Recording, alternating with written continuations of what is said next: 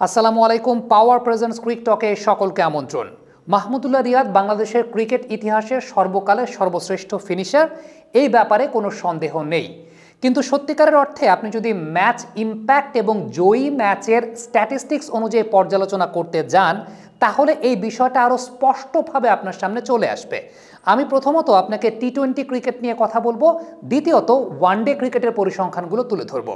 প্রথমত টি-20 ক্রিকেটে বাংলাদেশ যে ম্যাচগুলো জিতেছে এখন পর্যন্ত, সে জেতা ম্যাচগুলোতে 6 থেকে 11 নম্বর পজিশনে যে সমস্ত ব্যাটাররা ব্যাটিং করেছেন, ম্যাচ জয়ে ভূমিকা রেখেছেন, তাদের পরিসংখ্যানের তালিকাটা যদি একটু আপনাদেরকে দেখাই, তাহলে দেখবেন এই তালিকায় সবার শীর্ষে রয়েছেন মাহমুদুল্লাহ রিয়াদ।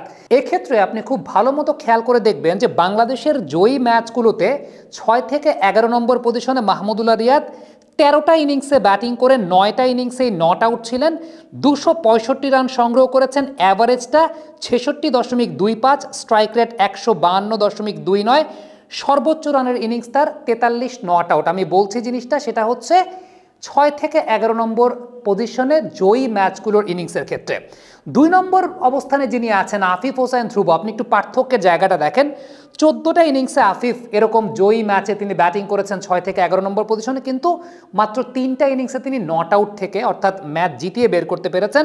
205 রান সংগ্রহ করেছেন, গড়টা 18.63, স্ট্রাইক রেট 117.14, সর্বোচ্চ 52 রানের ইনিংসটা জিম্বাবুয়ের সঙ্গে ছিল সেটা আমরা জানি। কিন্তু আপনি স্ট্রাইক রেট এবং গড়ের পার্থক্যটা দেখলেই বুঝতে পারছেন যে মাহমুদুল্লাহ রিয়াদের ইম্প্যাক্টটা আসলে কতখানি ছিল। আরও কয়েকজন প্লেয়ার আছেন সত্যিকারের অর্থে। আমি যদি বর্তমান সময়ের শামীম হোসেন পাটোয়ারির কথা আপনাকে বলি, কিংবা নুরুল হাসান সোহান, কিংবা সাইফুদ্দিন, তারা হয়তো বা কিছু কিছু ম্যাচে কিছু কিছু কন্ট্রিবিউশন দিয়েছেন, কিন্তু তাদের নাম্বার অফ ম্যাচেস কিন্তু আসলে অত বেশি না, যে কারণে আপনি সর্বকালের সর্বশ্রেষ্ঠ টি-20 ফিনিশারের তালিকায় তাদেরকে আপনি এখন রাখতে পারেন। তবে আরও কয়েকটা নাম কিন্তু আছে, মোসাদ্দেক হোসেন সৈকতের নাম বলতে পারি, কিংবা নাসির হোসেনের নাম বলতে পারি। আমরা যদি একটু পরিসংখ্যানগতভাবে দেখি, মোসাদ্দেক হোসেন সৈকত এরকম 9টা ম্যাচ আছে যেখানে তিনি 7 বার নট আউট ছিলেন, 85 রান সংগ্রহ করেছেন, গড়টা 28, স্ট্রাইক রেট 110.38, বেস্ট তার 30। নাসির হোসেনের পরিসংখ্যানটা আপনারা দেখছেন, 9টা ম্যাচ এরকম আছে যেখানে তিনি 6 থেকে 11 নম্বর পজিশনে ব্যাটিং করেছেন বাংলাদেশের জেতা ম্যাচে, 84 রান সংগ্রহ করেছেন, 28 গড়, 127.27 তার স্ট্রাইক রেট, 5 বার তিনি নট আউট ছিলেন, বেস্ট অফ 50, যেটা 2012 সালে বেলফাস্টে আয়ারল্যান্ডের মাটিতে করেছেন। এবারে আমি যদি টি-20 ক্রিকেটে বাংলাদেশের এই 6 থেকে 11 নম্বর ব্যাটারের নোটেবল ইনিংসগুলো একটু আপনাদেরকে ফিরিয়ে নিয়ে যায়, যে আসলে কোন কোন ইনিংসে তারা ম্যাচ জিতিয়েছেন, সেই জায়গায় দেখবেন মাহমুদুল্লাহর সাথে অন্যান্যদের ব্যবধানটা আসলে খুবই বড়। খুবই বড় বলতে আমি যদি মাহমুদুল্লাহ রিয়াদের নোটেবল ইনিংসগুলো আপনাদেরকে একটু দেখাই, তাহলে 2016 সালে এশিয়া কাপে শ্রীলঙ্কার এগেনস্টে 12 বলে 23 নট আউট ছিলেন তিনি, পাকিস্তানের এগেনস্টে 15 বলে 22 নট আউট ছিলেন, শ্রীলঙ্কার এগেনস্টে 18 বলে 43 নট আউট, নিদাহাস ট্রফির সেই ম্যাচটা আপনাদের প্রত্যেকেরই মনে আছে। ওয়েস্ট ইন্ডিজের সঙ্গে 10 বলে 13 রানের একটা ইনিংস ছিল, ওয়েস্ট ইন্ডিজের সঙ্গে 18 সালে 20 বলে 32 রানের নট আউট একটা ইনিংস ছিল, ওই ওয়েস্ট ইন্ডিজের সঙ্গেই 2018 সালে 21 বলে 43 রানের একটা নট আউট ইনিংস ছিল। সো এই ইনিংসগুলো মাহমুদুল্লাহ রিয়াদের টি-20 ক্রিকেটের আসলে নোটেবল ইনিংস। বাকি যে ইনিংসগুলো আমি আসলে সেগুলোকে এখানে আনতে চাই না, ইউএইর সঙ্গে ইনিংস আছে, জিম্বাবুয়ের সঙ্গে ইনিংস আছে, বাট নোটেবল ইনিংসের একটা তালিকা আপনারা দেখলেন যে যেগুলো ম্যাচে মাহমুদুল্লাহ রিয়াদ সত্যিকারের অর্থে বেটার অপোনেন্টের সঙ্গে অবদান রেখেছেন। এবার যদি টি-20 ক্রিকেটে ওই 6 থেকে 11 নম্বর পজিশনে আফিফের নোটেবল ইনিংসগুলো একটু পর্যালোচনা করি, 2টা ইনিংসের কথা আসলে বলতে হবে। একটা জিম্বাবুয়ের সঙ্গে তিনি যে ম্যাচটা সত্যিকারের অর্থে আমাদেরকে জিতিয়েছিলেন খুব ভালোভাবে, একটা বিপর্যয়ে পড়ে যাওয়ার পর, সেই ম্যাচে 26 বলে 52 করেছিলেন 2019 সালে। আরেকটা ম্যাচ আমি বলবো সেটা হচ্ছে 31 বলে 37 নট আউট ছিলেন অস্ট্রেলিয়ার এগেনস্টে।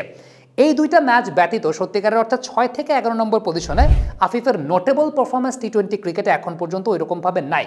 হ্যাঁ, আমি একদম সবসময় স্বীকার করে আফিফের কাছ থেকে আপনি টি-20 ক্রিকেটে বেস্ট পসিবল পারফরমেন্সটা বের করতে চাইলে টপ অর্ডারে বের করতে হবে, এবং সেটা আফিফ বিপিএল এবার কিন্তু প্রমাণ করছেন যে না, তার মধ্যে ওই জায়গাটা আছে। 19-20 মৌসুমের বিপিএলও তিনি প্রমাণ করেছিলেন টপ অর্ডারে ব্যাটিং করে। সো আফিফকে আমি আসলে টপ অর্ডার ব্যাটার হিসেবেই ধরি।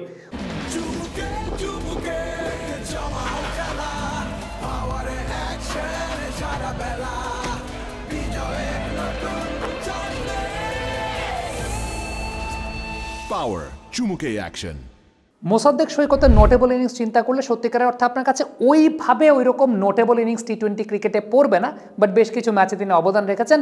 নাসির হোসেনের ক্ষেত্রে যেটা বলছিলাম যে বেলফাস্টে আয়ারল্যান্ডের মাটিতে 2012 সালে 50 রানের একটা ইনিংস খেলেছিলেন, যেটা ওই 6 থেকে 11 নম্বর পজিশনে, যেটা তার একটা চমৎকার বা ক্যামিও একটা ইনিংস ছিল, যেটা ওই সময়ের প্রেক্ষাপটে আসলে খুব চমৎকার একটা ব্যাপার ছিল। সো টি-20 ক্রিকেটে আপনি কোনো জায়গাতেই মাহমুদুল্লাহ রিয়াদকে আসলে পিছিয়ে রাখতে পারবেন ইভেন আফটার হিজ রিটায়ারমেন্ট। হ্যাঁ, বাংলাদেশ অনেক ম্যাচ জিতছে সাম্প্রতিক সময়, কিন্তু ওই 6 থেকে 11 নম্বর পজিশনের সত্যিকারের অর্থে ম্যাচ উইনিং পারফরমেন্সের যে জায়গাটা, সেখানে মাহমুদুল্লাহ রিয়াদকে টাচ করাটা এখনও আসলে অনেক সময়ের ব্যাপার। এবার একটু ওয়ানডে ক্রিকেটটা আপনাদের নজরে আনতে চাই যে ওয়ানডে ক্রিকেটে মাহমুদুল্লাহ রিয়াদ আসলে কোন কোন দিক থেকে এগিয়ে রয়েছেন। ওয়ানডে ক্রিকেটে আমার কাছে মনে হয় যে ফিনিশিং রোলের জায়গাটা যদি চিন্তা করি, তাহলে প্রথম নজরে এসেছিল মোহাম্মদ আশরাফুলের ইনিংস। মোহাম্মদ আশরাফুল 2004-05 মৌসুমে যখন বাংলাদেশ 5 বছর পর প্রথম কোনো টেস্ট প্লেইং নেশনকে হারায় জিম্বাবুয়েকে, সেই ম্যাচটাতে মোহাম্মদ আশরাফুল দুর্দান্ত একটা ইনিংস খেলেছিলেন এই 6-7 এরকম একটা পজিশনে ব্যাটিং করতে নেমে, এবং ওই ইনিংসটা আমার কাছে মনে হয় যে একদম খুব আমার চোখে লেগে আছে, যেটা প্রথমবারের মতো দেখেছিলাম যে বাংলাদেশের কোনো প্লেয়ার ফিনিশিং দিতে পারেন। আফটার দ্যাট আপনি যদি চিন্তা করেন আফতাব আহমেদের গিলেস্পিকে মারা সেই 6, বা বগুড়ার শহীদ চান্দু স্টেডিয়ামে আফতাব আহমেদের ফিনিশিং রোল, আফতাব 3টা ম্যাচ আসলে ফিনিশিং রোল ওইভাবে প্লে করেছেন 6 থেকে 11 নম্বর পজিশনে, যেখানে বাংলাদেশ জিতেছে। অনেকগুলো ম্যাচেই ফিনিশিং রোলে ছিলেন, কিন্তু 3টা ম্যাচ বাংলাদেশ জিতেছে। এই 3 ম্যাচে তার গড়টা হচ্ছে 88। সো আফতাব আহমেদকে যদি বাংলাদেশ আসলে টপ অর্ডারে ব্যবহার না করে ফিনিশিং রোলে স্থায়ীভাবে ব্যবহার করতে চাইতো, তাহলে ওয়ানডে ক্রিকেটে মনে হয় আফতাব আহমেদ আরও অনেক প্রোডাক্টিভিটি দিতে পারতেন। এটা আমার ব্যক্তিগত মতামতের জায়গা। গিলেস্পিকে মারা সেই ছক্কা, আফটার দ্যাট আমি যেটা বলছিলাম যে বগুড়ার শহীদ চান্দু স্টেডিয়ামে ফিনিশিং রোলের জায়গাটা, এসব জায়গা অনেক বেশি মাত্রায় এগিয়েছিলেন। এবার আমরা একটু পরিসংখ্যানগত তালিকাটা দেখি যে বাংলাদেশের জেতা ম্যাচে 6 থেকে 11 নম্বর পজিশনে যারা ব্যাটিং করেছেন তাদের কন্ট্রিবিউশনের জায়গাটা যথারীতি সেই জায়গাটায় এগিয়ে আছেন সবার চাইতে মাহমুদুল্লাহ রিয়াদ, এবং সেই এগিয়ে থাকার ব্যবধানটা আসলে অনেক বড় ব্যবধানে। আপনারা ঠিক এই মুহূর্তে দেখতে পাচ্ছেন 51টা ইনিংসে মাহমুদুল্লাহ রিয়াদের 1391 রান, 51.51 তার অ্যাভারেজ, 86.10 তার স্ট্রাইক রেট। এরপরে মুশফিকুর রহিম, তার অবস্থানটা, মুশফিক খুব সাম্প্রতিক সময়ে ফিনিশিং রোলের দায়িত্বটা পাওয়া শুরু করেছেন, সেখানেও অ্যাভারেজটা মুশফিকের 37.16, স্ট্রাইক রেটটা অবশ্যই ভালো 90.55। মেহেদি মিরাজ সাম্প্রতিক সময় আমাদের এই রোলটার সবচেয়ে বড় কান্ডারি, তার অ্যাভারেজটা এই রোলে 31.84, স্ট্রাইক রেট 87.89।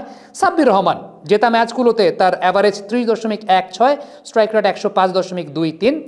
মোসাদ্দেক হোসেন সৈকত, এই তালিকায় নামটা অবশ্যই তার আছে। 11টা ইনিংসে যেখানে বাংলাদেশ জয়লাভ করেছে 6 থেকে 11 নম্বর পজিশনে ব্যাটিংয়ের মধ্যে 217 রান, 52 তার সর্বোচ্চ, 31 তার অ্যাভারেজ, 114.81 তার স্ট্রাইক রেট। এবং এই তালিকা যাদের নাম বললাম টপ র্যাঙ্কিংয়ে থাকা, যারা মিনিমাম 30-এর উপরে অ্যাভারেজ আছে, সেই জায়গাটায় মোসাদ্দেক সৈকতের স্ট্রাইক রেটটা সবচাইতে ভালো। মোহাম্মদ আশরাফুলের এই পজিশনে অ্যাভারেজ 40, স্ট্রাইক রেট 86। আফিফ হোসেনের এই পজিশনে অ্যাভারেজটা ভালো 50.85, স্ট্রাইক রেটটা 97.00। সো এই প্লেয়াররাই আসলে সত্যিকারের অর্থে বাংলাদেশের ওয়ানডে ক্রিকেটকে ওইভাবে সার্ভিস দিয়েছেন একটা নির্দিষ্ট সময় ব্যাপী। আমি আফতাবের নামটাও মেনশন করছিলাম, কিন্তু আফতাবের ইনিংসের সংখ্যাটা আসলে কম, ম্যাচ জয়ী ইনিংসের সংখ্যাটা 6 থেকে 11 নম্বর পজিশনে নেমে। সো ওই জায়গাটাও পর্যালোচনা করলে আপনারা গ্রাফিক্সটা এতক্ষণ দেখতেই পারলেন যে মাহমুদুল্লাহ রিয়াদ আসলে কতখানি এগিয়ে আছেন, এবং এখন পর্যন্ত প্রমাণ করে যাচ্ছেন যে আসলে ওই পজিশনে তার বিকল্প তো এখন পর্যন্ত তৈরি হয় নাই কেউ, কারণ তিনি যাওয়ার পর অনেকে চেষ্টা করেছেন, বাট তার যে অ্যাভারেজটা, ওই অ্যাভারেজটা 2টা ফরম্যাটেই, আপনি ওয়ানডে চিন্তা করেন কিংবা টি-20 ক্রিকেট চিন্তা করেন, এখনও তার অ্যাভারেজটা কেউ টাচ করতে পারেন নাই। সো এই জায়গাটায় এখনও still he has many things to deliver, এবং সেই ডেলিভারটা তিনি করবেন। আশা করি মাশাআল্লাহ ফিটনেস লেভেলটা খুব ভালো হয়েছে, এটাকে তিনি বজায় রাখবেন। আপনাদের কাছ থেকে এই মন্তব্য মতামত জানতে চাই যে পরিসংখ্যানটা আমি আপনাদেরকে দেখালাম, আপনাদের কাছে কি মনে হয় যে মাহমুদুল্লাহ রিয়াদই কি বাংলাদেশের ইতিহাসের সর্বশ্রেষ্ঠ ফিনিশার? কমেন্ট বক্সে লিখে পাঠাবেন। Thank you.